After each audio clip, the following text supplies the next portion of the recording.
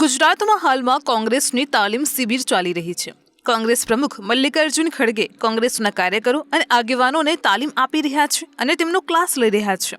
આ તાલીમ શિબિરમાં કોંગ્રેસના લગભગ બધા જિલ્લા પ્રતિનિધિ હાજર હતા। ફક્ત એક જ જિલ્લા પ્રતિનિધિ પ્રતાપ દુધાત હાજર રહ્યા ન હતા। બધા જિલ્લા પ્રતિનિધિઓની હાજરીમાં પ્રતાપ દુધાતની ગેરહાજરીની નોંધ કોંગ્રેસના મોવડી મંડળે લીધી છે। આખી કોંગ્રેસ હાજર હોય અને જિલ્લા પ્રમુખ જેવા હોદ્દા પરના હોદ્દેદારોની ગેરહાજરી હોય તો કોણ ન ચોંકે।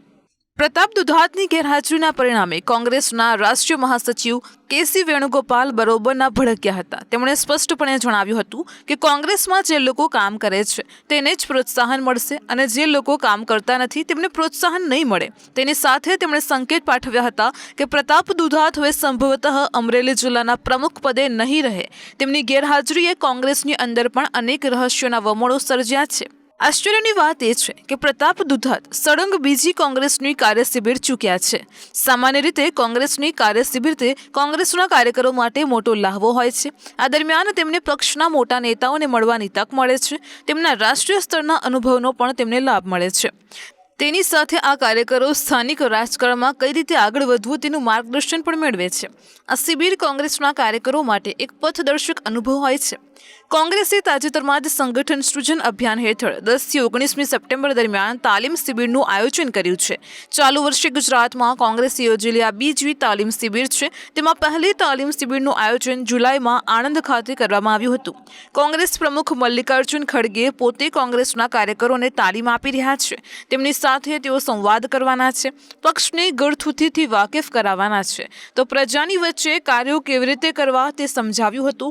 રાહુલ ગાંધી પણ આ શિબિરમાં માર્ગદર્શન આપવા આવ્યા છે।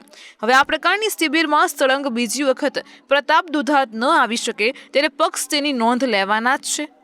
આ અગાઉ પણ કોંગ્રેસને જેટલા પણ લોકોએ છોડી હતી તેમાં તેઓએ આ જ રીતે પહેલા પક્ષની શિબિરોમાં ભાગ લેવાનું બંધ કર્યું હતું અને તેના પછી પક્ષના કાર્યક્રમો અને સંમેલનોમાં પણ આવવાનું બંધ કર્યું હતું। છેલ્લે પક્ષના નેતાઓનો ફોન લેવાનું બંધ કર્યું હતું અને તેના પછી તેઓએ પક્ષ છોડ્યો હતો। આ જોતા પ્રતાપ દુધાતે ભરેલું પગલું આ દિશામાં લેવાયેલું પ્રથમ પગલું છે તેવા સવાલો કોંગ્રેસના આંતરિક વર્તુળોમાં ચર્ચાઈ રહ્યા છે। કોંગ્રેસની શિસ્ત સમિતિએ પ્રતાપ દુધાતની આ પ્રકારની ગેરશિસ્તની નોંધ લીધી છે। તેના લીધે કદાચ તેમણે અમરેલી જિલ્લા પ્રદેશ પ્રમુખનો હોદ્દો ગુમાવવો પડે તો પણ આશ્ચર્ય નહીં થાય। જોકે આ બાબતને લઈને કોંગ્રેસના પ્રવક્તા હેમાંગ રાવલે તો સ્પષ્ટતા કરી હતી કે પ્રતાપ દુધાતના કાકાનું અવસાન થયું હોવાના કારણે તે શિબિરમાં હાજર રહી શક્યા નથી। તેની સાથે વેણુગોપાલે કોઈ પણ પ્રમુખના નામજોગ કોઈ ટિપ્પણી કરી નથી તેમ પણ તેમણે જણાવ્યું હતું। પ્રતાપ દુધાતે ઈમેલ કરીને તેઓ હાજર રહી શકવાના નથી તેના અંગે જાણ કરી હતી। જોકે અગાઉ પહેલા પણ કોંગ્રેસના જે આગેવાનો ગયા તે બધા જ આ રીતે ગયા હતા। આ જ પ્રકારના સત્તાવાર કારણો પણ વિદાયની રીત રસમ એક જ હતી। હવે પ્રતાપ દુધાત પણ આ જ માર્ગ પર નીકળી પડ્યા છે। જો આમ થાય તો કોંગ્રેસમાં વધુ એક ભંગાણ પડવાની દિશામાં ચક્રો ગતિમાન થઈ ગયા છે તેમ કહી શકાય। આમ કોંગ્રેસે આગામી વિધાનસભા ચૂંટણીની તૈયારીઓ આદરી છે ત્યારે પ્રતાપ દુધાતે કંઈક બીજી જ તૈયારી આદરી હોવાનું કહી શકાય।